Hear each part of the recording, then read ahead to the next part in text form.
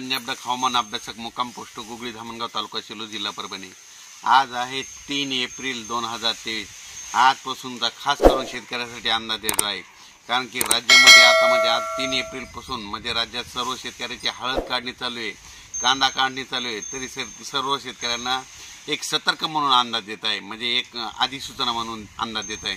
तर सर्व शेतकऱ्याला सांगू इच्छितो, तुम्ही काय करा, 7 तारखेच्या आत तुमची हळद असेल, कांदा असेल, गहू असेल, हरभरा असेल, एखादे कडबा असेल ते गोळा करून ठेवा। कारण की 7 ते 12 7, 8, 9, 10, 11, 12 दरम्यान 7 एप्रिल ते 12 एप्रिल दरम्यान राज्यामध्ये अवकाळी पावसाची शक्यता आहे, म्हणून हा अंदाज लक्षात घेण्यात यावा।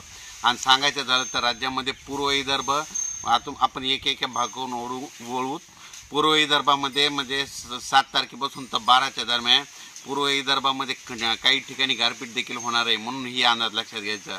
आणि विशेष पश्चिम विदर्भामध्ये चांगला पाऊस पडणार आहे, म्हणून ही अंदाज लक्षात घ्यायचा। आणि शेतकऱ्याचा कांदा काढणी चालू आहे, म्हणून पश्चिम विदर्भातल्या शेतकऱ्यांनी 7 तारखेच्या अगोदर तुम्ही तुमचा कांदा झाकून ठेवावा आणि 7 तारखेच्या अगोदर तुमची हळद देखील झाकून ठेवावी, म्हणून हा अंदाज लक्षात घ्या। त्याच्यानंतर मराठवाड्यात देखील तुरळक ठिकाणी पाऊस येणार आहे, म्हणून हा अंदाज देखील मराठवाड्यातल्या शेतकऱ्यांनी घ्यावा।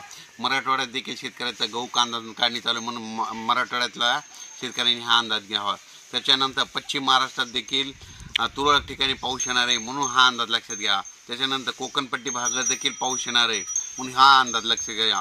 त्याच्यानंतर मध्य महाराष्ट्रात देखील पाऊस येणार आहे, म्हणून हा अंदाज लक्षात घ्यावा। त्याच्यानंतर उत्तर महाराष्ट्रामध्ये देखील ज्यांचा कांदा काढणी चालू आहे, गहू काढणी चालू आहे, त्यांनी 7 तारखेचा तुम्ही तुमचा कांदा काढून झाकून ठेवावा, म्हणून हे सगळ्यांना सांगण्यात येत आहे। 7 एप्रिल ते 12 एप्रिल दरम्यान राज्यामध्ये अवकाळीचं संकट आहे, दररोज वेगवेगळ्या भागात पाऊस पडणार आहे, सर्व दूर पडणार नाही, म्हणून हा अंदाज देखील सगळ्यांनी लक्षात घ्यायचा। विखुरलेल्या स्वरूपाचा पाऊस असणार आहे, विजेच्या स्वरूपाचा पाऊस असणार आहे, वीज वारा देखील असणार आहे, म्हणून हे देखील सर्व शेतकऱ्यांना अंदाज द्यावा। अचानक वातावरणात बदल झाला तर परत एक मेसेज दिला जाईल, म्हणून सर्व शेतकऱ्याला सांगू इच्छितो की 7 तारखेच्या आत तुम्ही तुमच्या पिकाचं नियोजन करावे। धन्यवाद।